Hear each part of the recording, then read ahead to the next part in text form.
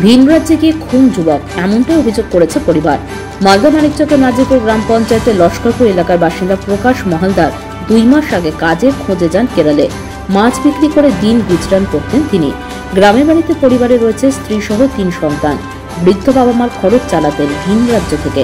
তবে ভাগ্যের কি পরিহাস, শনিবার রাতে স্থানীয় অপরাধকারীদের হাতে খুন হতে হলো যুবককে। স্থানীয় থানায় লিখিত অভিযোগ দায়ের করেন এবং একজনকে গ্রেপ্তারও করে কেরল পুলিশ। কাজের খোঁজে নিজের রাজ্য ছেড়ে অন্য রাজ্যে পৌঁছেছেন হাজারো মানুষ।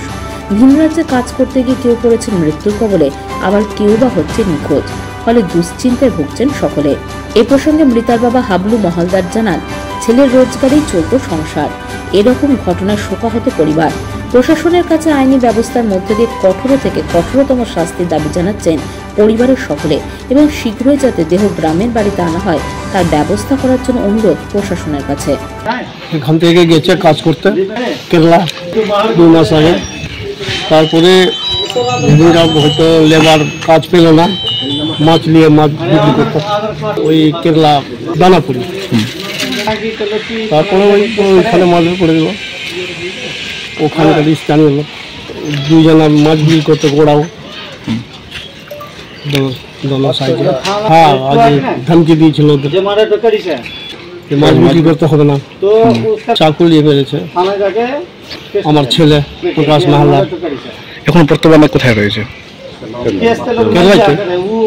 শুনতে পেলাম যে হাসানিতে ধরা পড়েছে। বডিটা আনার ব্যবস্থা করছি যেভাবে ভালো হয়। কালকে আমাদের লক্ষ্মীপুর এরিয়ার লক্ষ্মীগোল গ্রামের প্রকাশ মহালদার গিয়েছিল এখানে কেরালাতে কাজ করতে। বিভিন্ন সময় বিভিন্ন কাজ করতো, কিন্তু এই রিসেন্ট কিছুদিন ধরে মাছের ব্যবসা করতো। মান্ডি থেকে মাছ এনে ওখানে বিক্রি করতো। তারপর শুনলাম হঠাৎ কালকে যে এরকম সে খুন হয়ে গেছে। ওখানে খুন করা হয়েছে, যেটা আমরা শুনলাম যে সুপারি কিলার দিয়ে তাকে খুন করা হয়েছে। হ্যাঁ, শুনলাম গ্রেফতার করেছে ওখানে। খুব দুঃখজনক ঘটনা।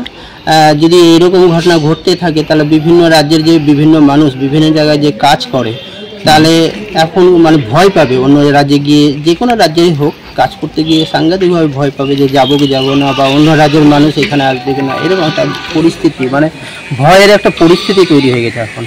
আমরা চাইছি যে করিয়েছে কাজটা তার দৃষ্টান্তমূলকভাবে শাস্তিটা হোক, আর আমাদের যে ছেলের যে বডিটা সে খুব ভালোভাবে বা প্রশাসনিক সাহায্যে আমাদের বডিটা এখানে আসে, আইন অনুযায়ী ব্যবস্থা নিয়ে যে দৃষ্টান্তমূলক যেন শাস্তিটা হোক, এটাই আমরা চাইছি।